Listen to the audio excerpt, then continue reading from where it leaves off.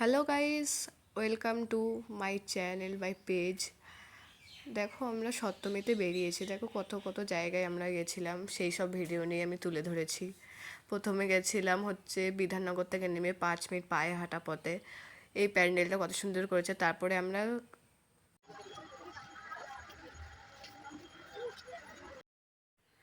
আমরা গেছিলাম শ্রীভূমিতে দেখো কতটা লাইন, কতটা ভিড়।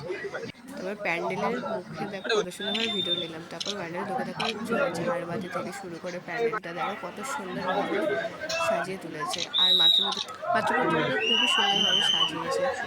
তারপর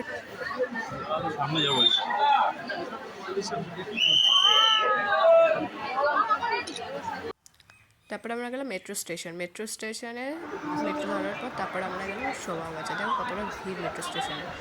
এ আই প্যান্ডেল দেখতে, প্যান্ডেলে দেখো কতটা ভিড়। ঢুকে দেখো কত সুন্দরভাবে প্যান্ডেলটা সাজিয়ে তুলেছে। এর মধ্যে রোবট রয়েছে, কিবোর্ড আছে, মাউস আছে, টিভি রয়েছে, সব আর্টিফিশিয়াল ইন্টেলিজেন্টকে নিয়ে কাজ করে তুলে ধরেছে।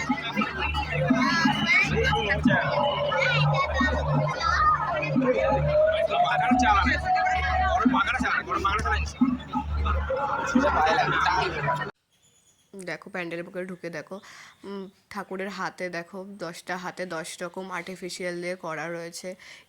আইট প্যান্ডেলে উপরে দেখো কত সুন্দরভাবে একটা রোবটের নিয়ে একটা তুলে ধরেছে।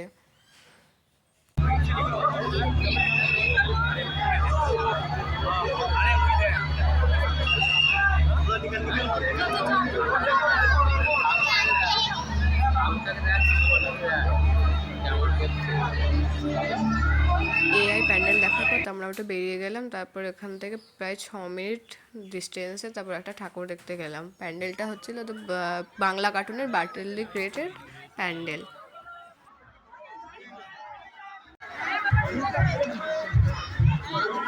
প্যান্ডেলের মুখে দেখো ঢুকে দেখো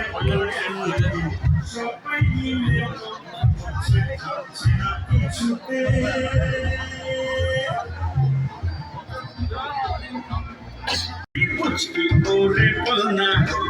আদা ভোটার কারিশমাটা দেখবি সবাই চল না ভোগের বাজার নিল সেরে বাহাদুর বেলাল সাই দিল যে ল্যাচটা নেড়ে নেড়ে